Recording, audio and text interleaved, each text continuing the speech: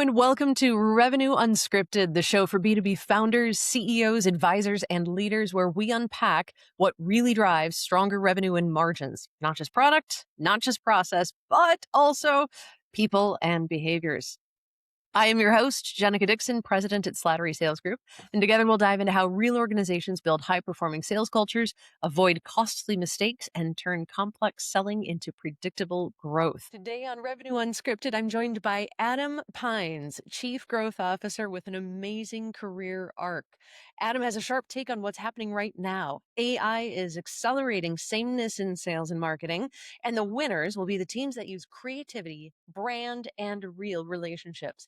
Today, we'll talk about breaking through noise, protecting margin, and why budgeting for waste is the price of real innovation. This is a great conversation, and we're going to have a lot of fun. When we were talking earlier, you were dropping some insights that were incredibly powerful that I'm going to ask you to unpack a little bit. But first, before we go there, could we dive a little bit into your origin story? Because you've got this incredible background in journalism, and you mentioned that journalism really trains great sellers. Mm, Would you be willing to share a little bit more about how you got started in your career? yeah. Um, I have a very I didn't really have a plan. My plan was to, not fail, not die, not be homeless, find someone to love me, and I didn't really know how that was gonna, take off, so, I guess it starts in high school. I have dyslexia, I have ADD, I was a terrible student in high school. I graduated with a D minus average, got into one school, and after a semester and a half, realized it wasn't the right fit, so I dropped out. I scooped ice cream at Ben and Jerry's in Boston and bought a plane ticket to Paris. Traveled Wow. around for a couple of weeks and then ran out of money, so slept on a park bench and then No uh, be- way. begged the hostel to let me like have a bed. So they were like, "We need someone to clean the toilets." So I did that for a couple days. Got a bed at a hostel, and then the bartender didn't show up one week, and I was like, "I can bartend," even though I couldn't, and sort of figured out that I could, doing odd jobs could sort of travel around the world. And so after, that stint kept going for about 3 years around the world. I was teaching English in Myanmar. Built a school in Papua New Guinea. And then, after 3 years, moved to Israel. My father's there and Cool. started working in news, ABC News initially, made some music videos for MTV Europe along the way at night with some of the camera equipment that I borrowed. And really loved the work of news and journalism in the Middle East, the idea that you could find yourself in a place and a time and document a story that would be distributed to millions of people, and then hopefully through public opinion shape or reshape politics. And so I was really proud about that. And after about 10 years in journalism, I sort of shifted careers, got an MBA, moved more to the business side of different organizations. But the thing that's really um, the correlation here is, I think, when you're a journalist, not many people want to talk to you, especially not leaders, heads of state, people in like controversial positions. And so if you have the opportunity to pitch yourself, you got maybe 15, 20, 30 seconds to tell a head of state that doesn't want to talk to you why they should talk to you. And Wow. that's kind of sales. You get like you got your elevator pitch in 15 seconds, you got to land it. The stakes are super high.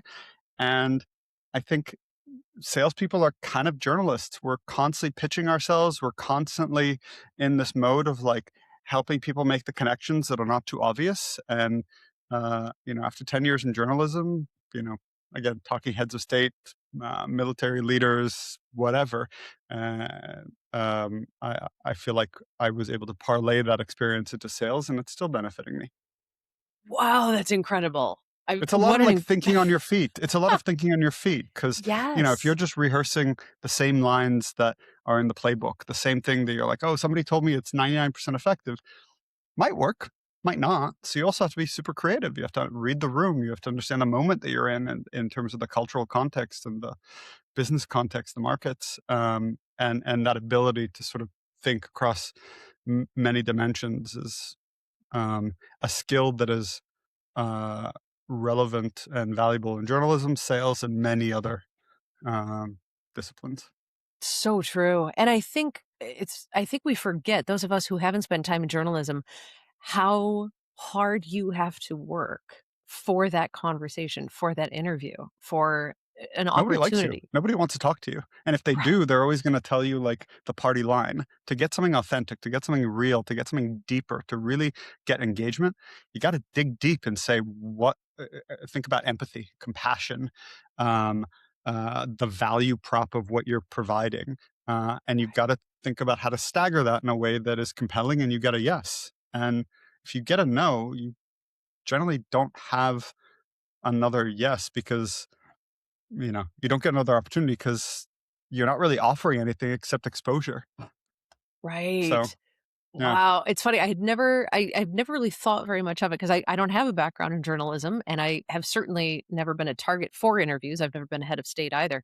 So I hadn't really thought of how much they would not want to talk to you. But that is exactly what, if there's a founder trying to take an idea to market, they've got maybe 13 seconds to get somebody's Mhm. attention in Yep, their value prop before exactly. that person's attention span is gone.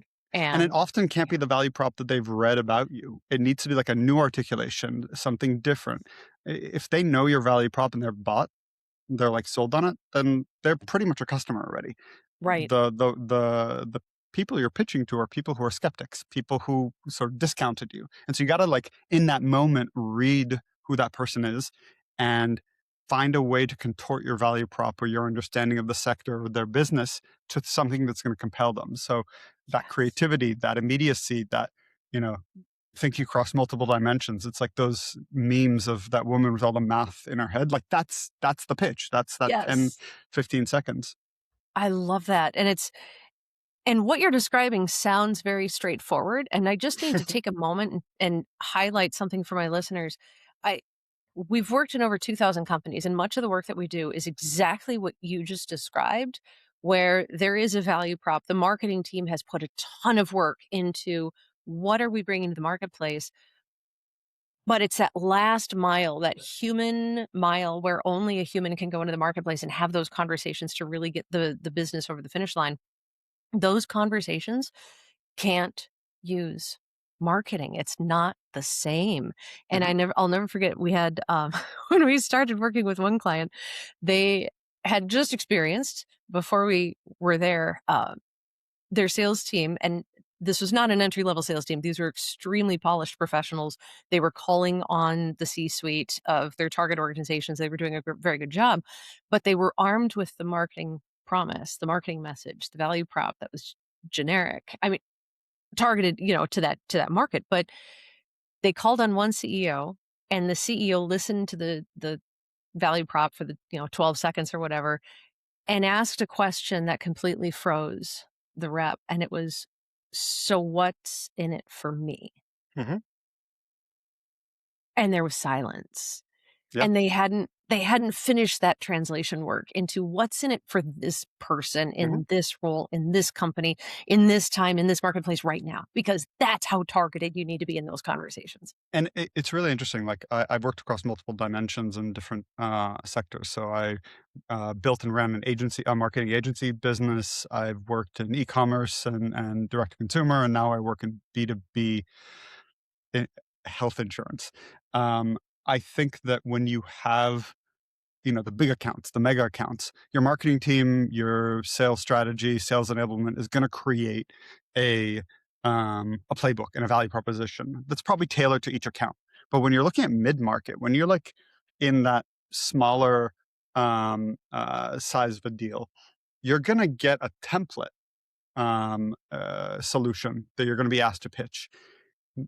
Now, that's not always going to work. Like these one size fits all solutions are not going to work. So, actually, the mid market sales is super creative. You've got to constantly adapt yourself. You've got to listen really hard. You got to be ready for the what's in it for me. You've got to be ready for the pushback because, again, the marketing team is thinking about what's the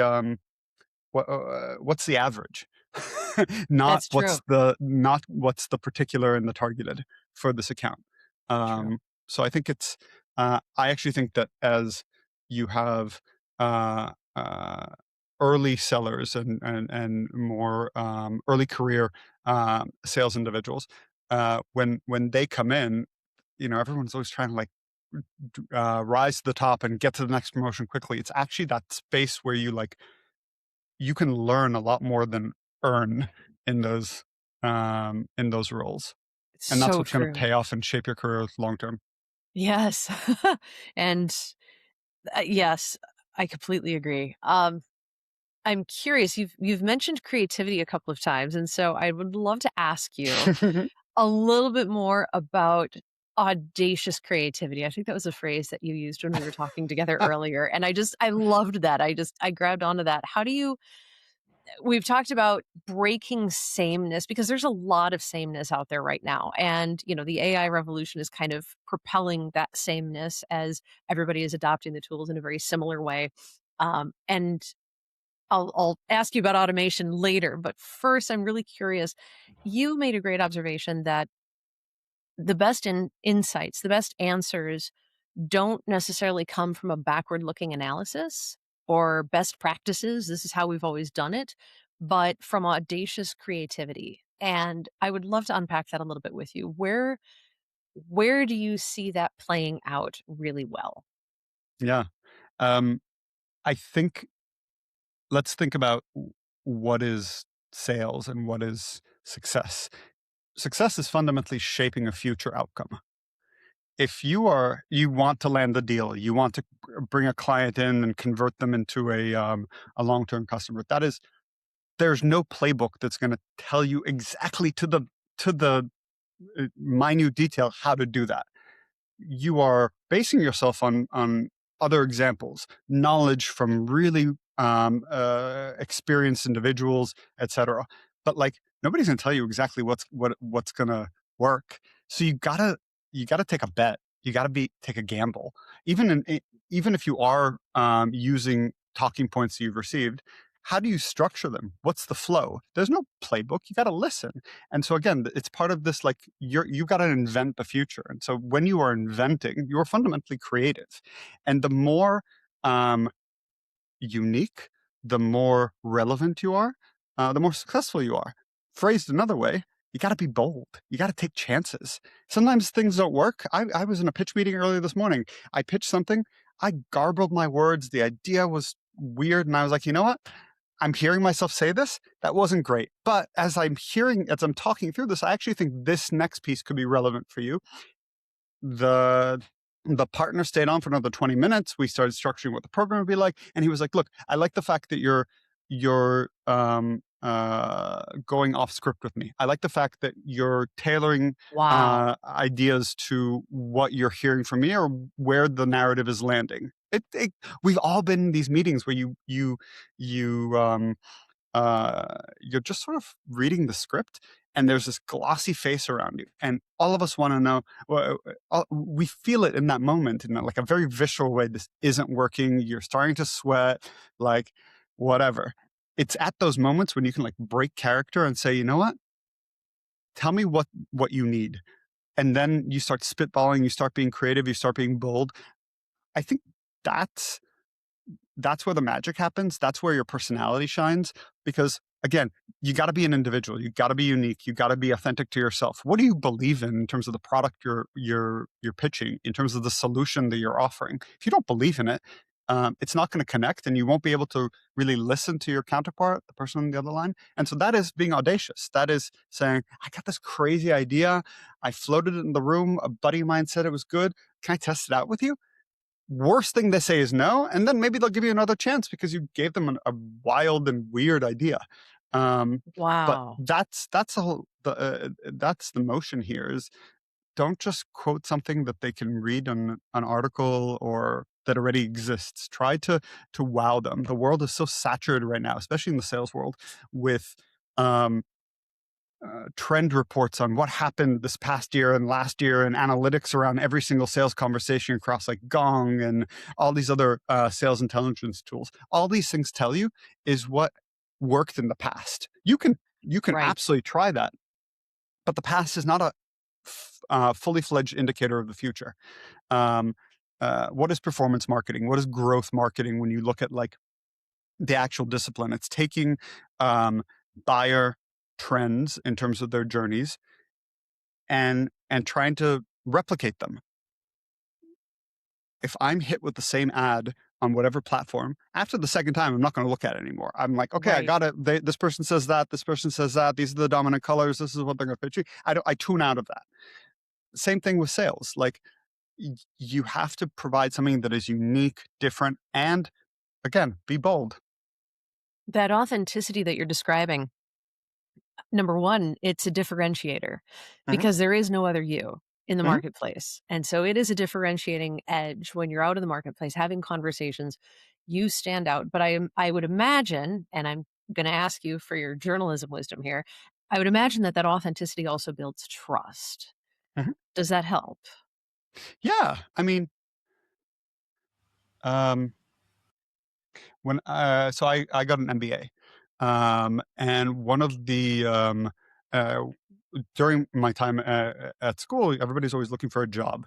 The best piece of advice that I got when looking for a job from mentors, professors, alumni, whatever, is don't tell people, how great you are. Ask them um, how their job feels. How proud are they of their work? Ask questions that uh, illuminate an authentic connection to the role that they're in. I think that the parallel there to sales is really important. If you are able to connect with a buyer and ask them a question around what is most important, what is most valuable, why are they passionate about this job, you'll buy yourself an extra 15 seconds of airtime. The moment you're able to like make an authentic connection, the moment you're able to say, I have all this learnings, I've studied, I've researched, etc. But what I don't know is, why are you in this role? Why do you love what you do? What do you, outside of your KPIs and your metrics and the sales goals and the targets, what do you want to do? And 90% of the time, you'll hear, I really want to improve my go to market. I really want to connect with this new audience. I really want to connect with this new sector. I really think that our product isn't being understood for this dimension. And that's really interesting because, one, you've gotten the partner on the other side of the call to listen to you and say something that is not their rote routine answer. And in that space of like them leaning in, you have the opportunity to have a real conversation. I'll give you another insight just from business school. So Yeah. I went to, I got my MBA 10 years ago. And, um, everyone in an MBA class are like, they're really smart. They're, these titans of industry. They know they, whether or not they know the actual discipline or not, they know the frameworks and they're perfectly executed. But the one class that everybody went towards and gravitated towards, and that the administration pushed us towards, is a class called Authentic Leadership Development. And the reason for that is that the assumption is, if you're a great executive, you will know all the skills, you will know all the templates, you'll know all the formats. But the thing that's going to make you an excellent leader is if you know yourself, and if you're able to bring yourself into every situation. Lead authentically, be bold, constantly push yourself, evolve.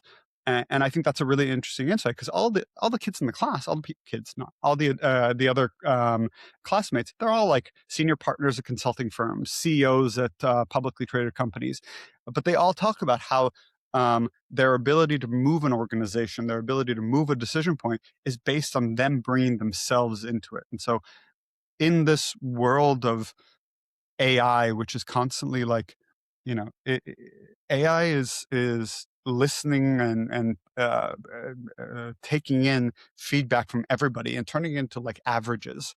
Yes, that's a Um, very good way to put it. it's turning into averages and saying, on average, this worked. On average, the world thinks this, and with some qualification of data points behind it. Um, Again, It backwards is a back, probability. Yeah, and it is a probability model. It's it's a probability, exactly. And so I think the ability to listen to those signals and say, what isn't being said, what's being left out, what do I get really excited about as a a person who has experience, who has a lot of life experience, professional experience. what is it? What's being left out, and how do you bridge that gap? There's uh, part of it is being audacious, part of it is being unique, part of it's taking a chance. And we all want to help each other when we take chances. There's like a fundamental empathy and compassion for people being brave. Yes, that is so true. Mhm. I have about 8 different questions I wanna ask you on this, but I also have other questions too, so I have to prioritize in my brain here. I'm doing real-time restructuring in my brain Yeah. as we go because you're just I'm loving, what you're talking about here. I'm curious about your in your current company, Mhm, you've talked about how you had an automated funnel mhm, before, and I believe you scrapped that. mhm, And so the thread that I'm following here is, talking about the AI and the sameness and breaking away from that very boldly. Would you be willing to share a little bit about that experience where you pivoted from that automation over to brand and relationships? Because I mhm. would love to hear more about that. Yeah. Um, I joined my company in 2022. Uh, I think, in after COVID, where everybody was at home, um, and during COVID, um, the world of sales and how do you connect with other stakeholders fundamentally changed. And so in 22, we were uh, setting up the normal funnel of connecting with buyers, which was map your market, find your TAM, identify based on sales intelligence who are the priority targets, one, two, three. Who are the personas? You write some emails. You get AI to refine those emails. Some people open those emails because there's a catchy headline, and then those opens turn into phone calls. Everything that we know about SDR. The problem was nothing was working. It didn't work. It didn't convert. It didn't convert for a variety of reasons. Our business is built around a more considered long term sale, and so a partner channel was more effective. But the partner channel is effective because um, there's a lot of uh, there's a lot of nuance. There's a lot of um, what's the right word? Um, the average ticket price for our purchases in the millions. That's not going to be somebody who converts over an email. Right. That's not going to be somebody who converts over an SDR call. And it took a while for us to realize that that was in fact not a channel that works. And so, um, in a world where post COVID, every SDR and every marketing person was sending out emails, calling people and saying, "Hey, give you 30 seconds." This wasn't work. It wasn't working. Everybody was getting bombarded with the same emails. Everybody was getting bombarded with the same phone calls, with the same value propositions. And so it took a moment for us to say, you know what, this isn't working. Why not? And so rather than like double down, we tried flipping the scripts like three, four, five times. Fundamentally, it didn't work. And so we took our investment in SDR. We took our investment in a motion that was very much spray and pray, blast the market, canvas, find out as much. We did all this investment in like sales intelligence tools and in researching companies and their value propositions. And we had like perfectly articulated messages. The problem was it was coming through a channel that was super saturated. It was coming through a communication a format that was done by about 1,000 other people. How many spam calls do you get a day? How many of Right. these do you answer? Nobody wants to listen to that anymore. And so rather than doubling down and saying, no, I'm going to try another 5% iteration on the same thing that isn't working, we turned in a totally different direction. We went into meeting our purchase partners. We went into content. We went into community. We went into incentives, and that's really it's helped us. But I think the insight here is it's okay to say at some point something's not working. Let me try a new approach. There's that audacious creativity coming back in. Sure, and I think Yeah. leading this effort and this responsibility, it's kind of scary. like being able to stand up and say, hey, I came into this job and I promised to execute this process that was process X that I know was going to work because I'd done it at 4 other companies. And then saying, you know what, it didn't work. Let me try something totally different. That is hard. Yeah. You got to work really hard to come up with a couple of different scenarios that you want to test out.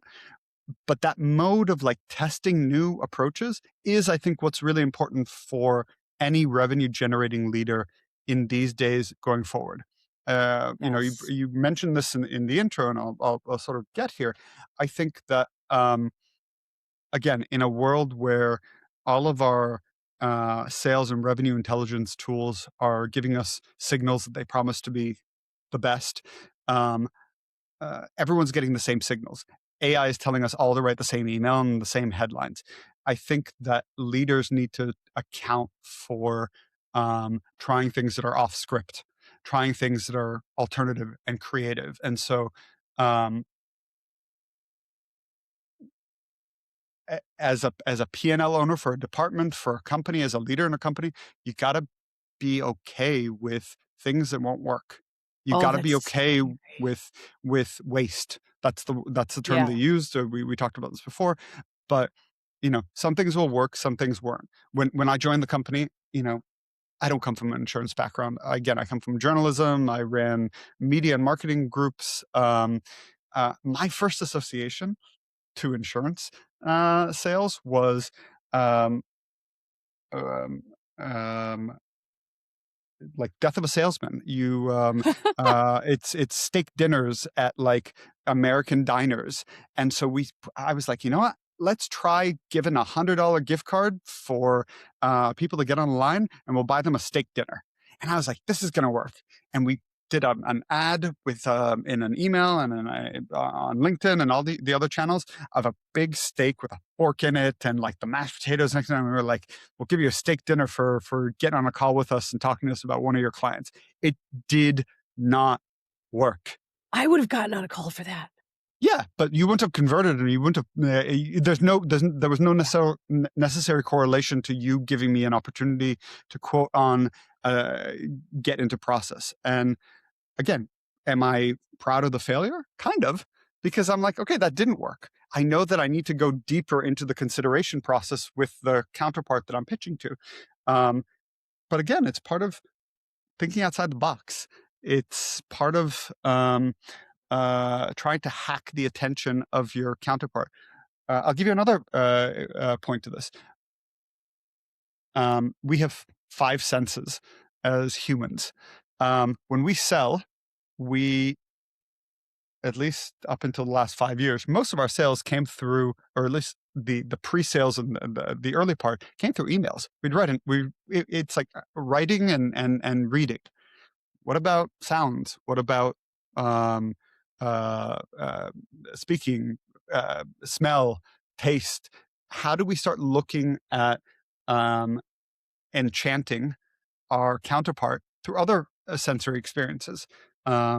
There are um, you look at like luxury items and luxury sales. They're looking to buy a handbag, but they're also creating dinners and they're creating custom flavors for different, I don't know, candies that they'll give with it. It's all part of this idea that you're going to embrace your counterpart, your target audience, your target buyer with the idea of the brand. And so even if they tune out for the email, maybe there's a fragrance like what's that called in the car, that the little like car scent thing that Right. will smell nice. Maybe it's a candle that will remind them in a sensory experience about you and the sale.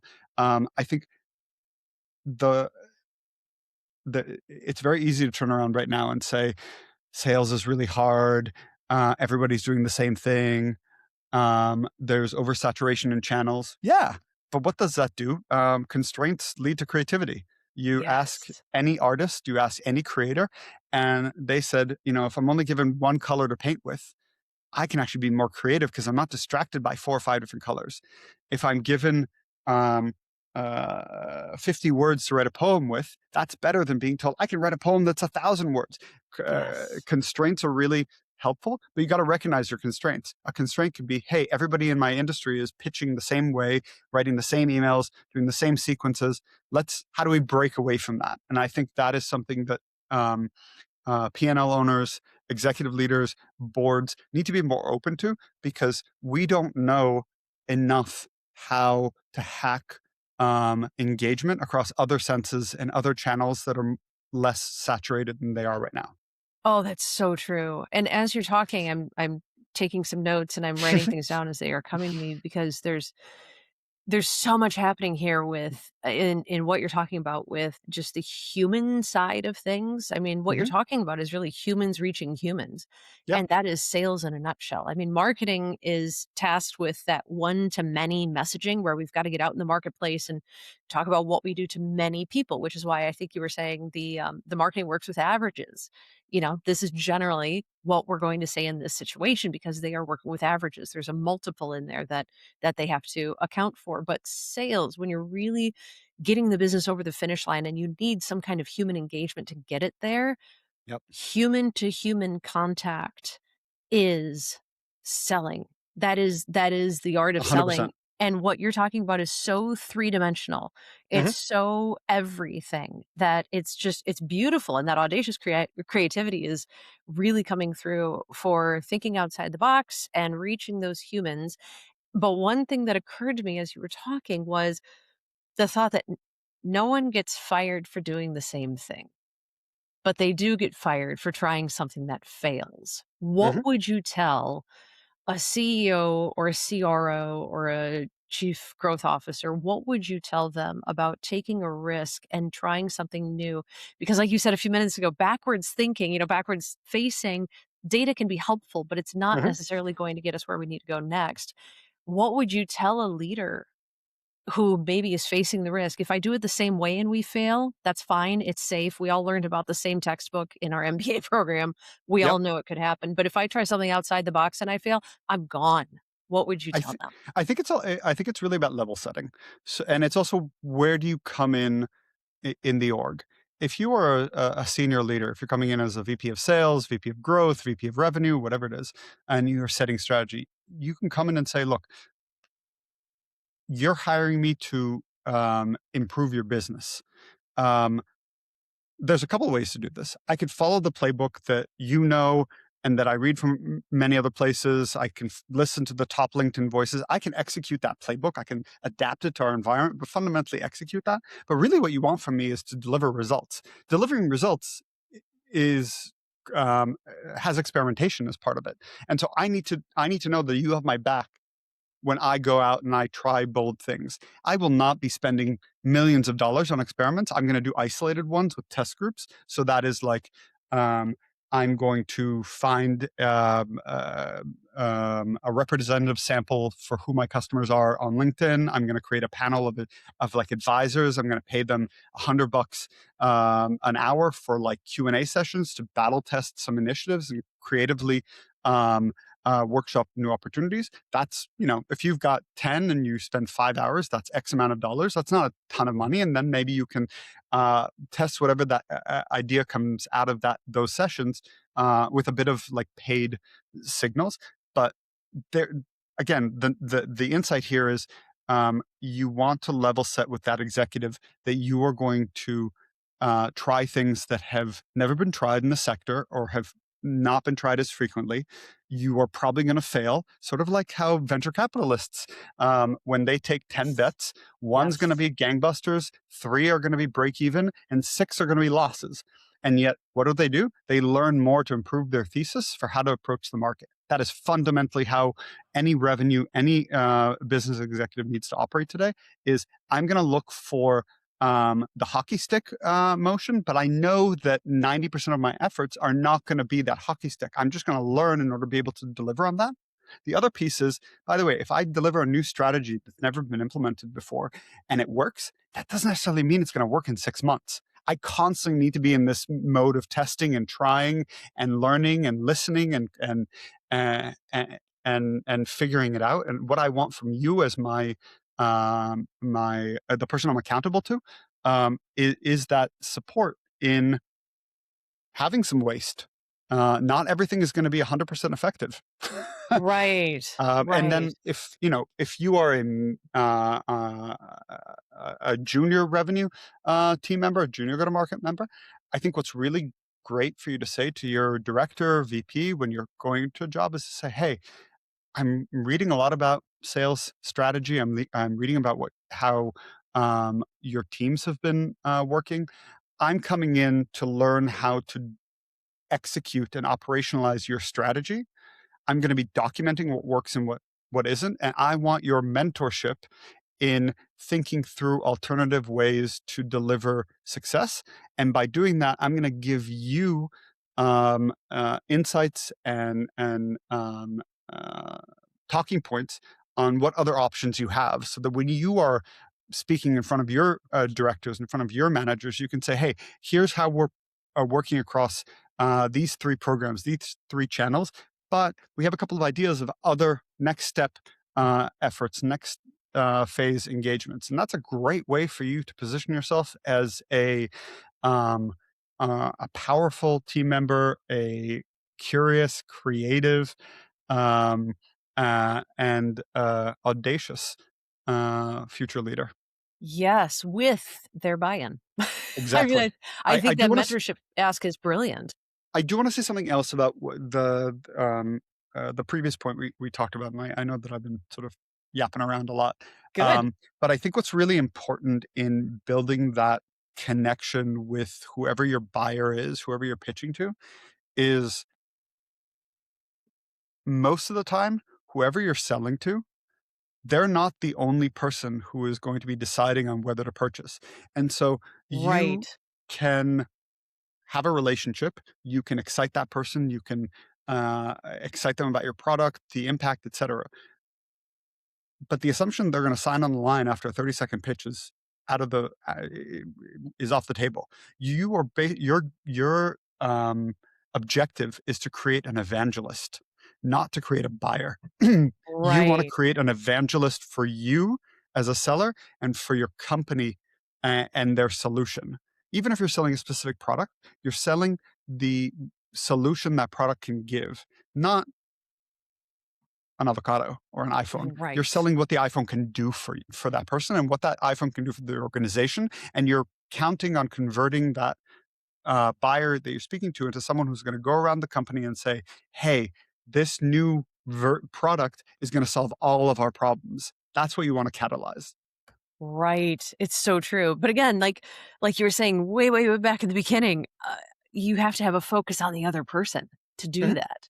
It mhm. really takes a focus on the other person and not just showing up and saying, "Here's what I have." And it's right. That's the case across every single dimension. Um, in our business, we work alongside insurance providers, and not just for partnerships, but also when members sign up to a plan. Sometimes there's problems. Faxes don't get received.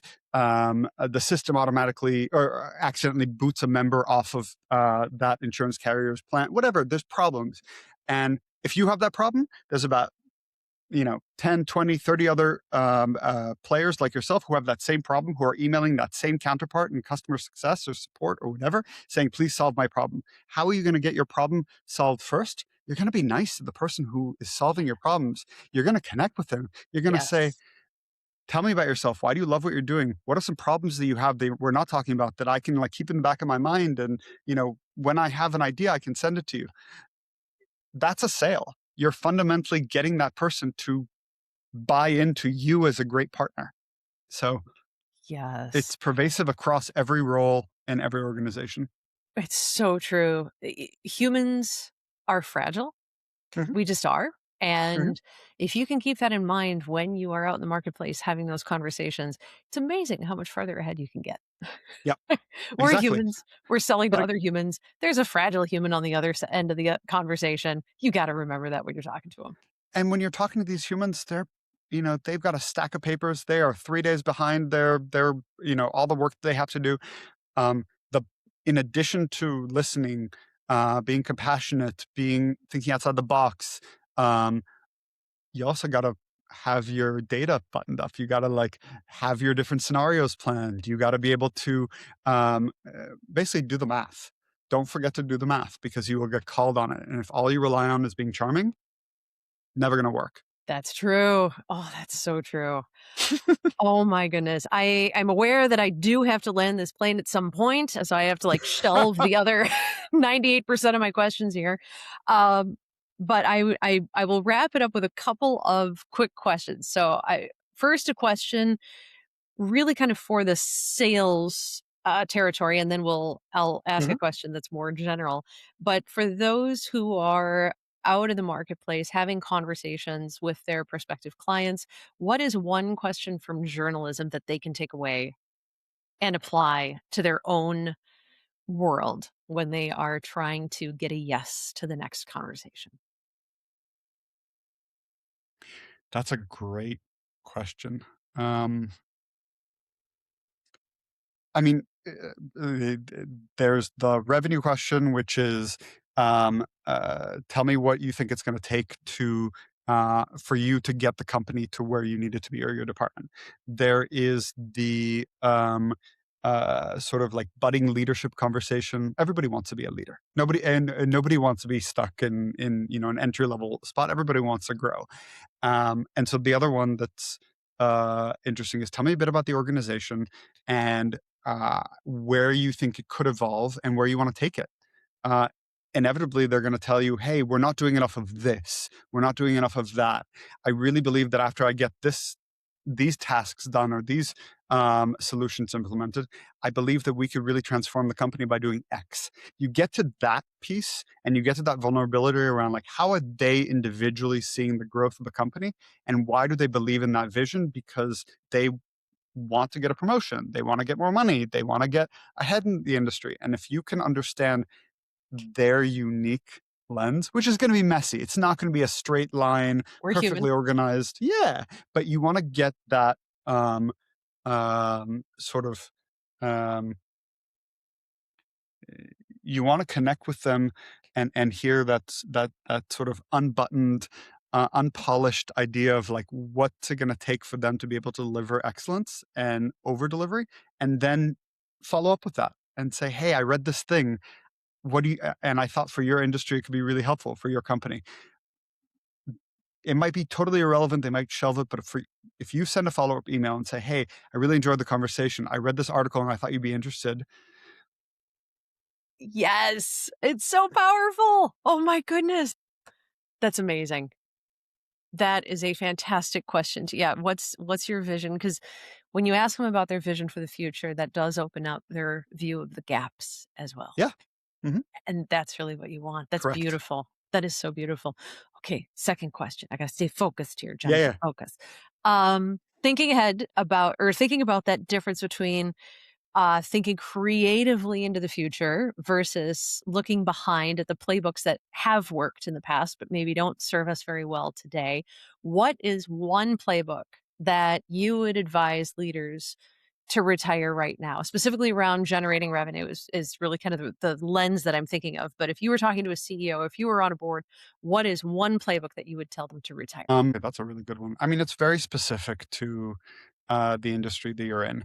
Um, I think the last company that I worked in was a legacy e-commerce business that I came in and with a group of executives turned around, sold off with a private equity group, and there um, we did like 2 months of diligence before going in, and about a year into being in the company, we realized that our analysis was wrong, the data was wrong, and actually the value of the business was something that we were almost gonna sell off.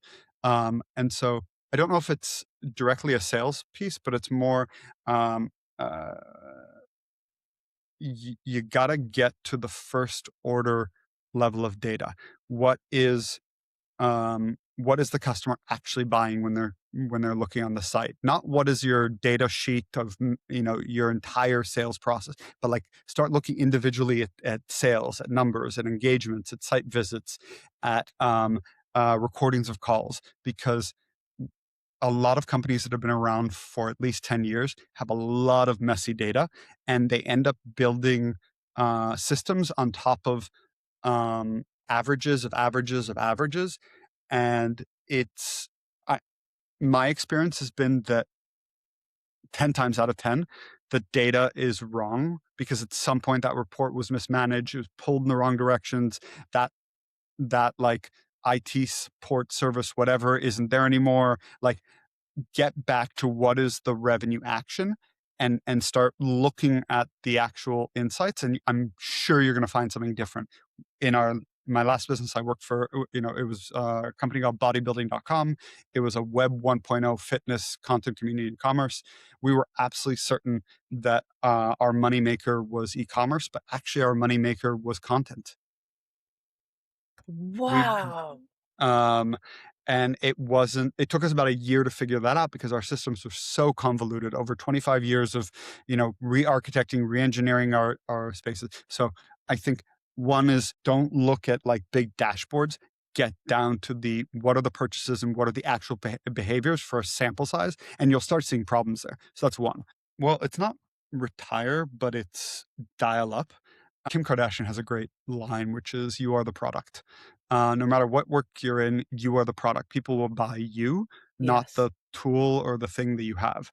What is that? That is corporate brand marketing. People need to feel that when they look at your product, they feel something. They feel anger, or your logos. Buyers need to feel something when they look at your logo, when they look at your site. Is it anger? Is it frustration? Is it excitement? You're not going to get that just from a website and just from emails and ads. You're going to get that through activations, content, use cases, things that personalize the experience for that buyer and catalyze an emotional reaction. That that programs your prefrontal cortex, which is where you have long-term memory associations. And so, if you're able to connect what your product is to a relevant experience or emotional association for the buyer, it's going to sit with them for much longer. And then when the SDR or the BDR or the chief revenue officer calls, they'll have that association as either a positive underpinning or a negative underpinning. But as long as it's emotional, you get to work on that. So don't discount what your brand stands for. Look at communicating that through multiple senses. Yes. And uh, yeah. Wow. Adam, that is like a crash course MBA in about 2 minutes. That was I don't know about that, incredible. Listeners, but just go back, just keep hitting that back button a few times and just replay. Just well, replay. I love talking about this because I think, what is sales? If you have a good product, and fundamentally, if you look not quarter by quarter, but if you look back like decades at a time, products shape society. Like Yes. sales, and when you sell, you are fundamentally moving the world forward.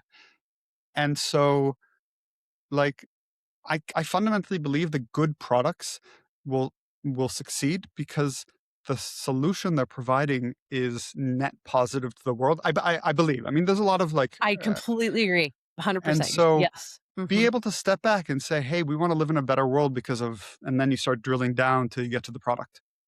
I love that. It's so true.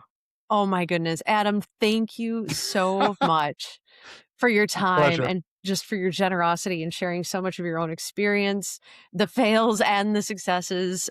You've been You got to fail. tremendously generous. Failure Thank you. is the best thing. Oh Thank you. man. And where can listeners find you before I cut you? Where? LinkedIn, I'm super happy to connect, offer advice. Like I said, I fundamentally believe that great salespeople help change society and the world. And so if I can give advice, if I can connect and help, reach out. Happy to chat. Brilliant. Adam, thank you so much. And listeners, make sure you could subscribe so you don't miss an episode of this and definitely go back and replay this one. Have a great day. Thank you so much.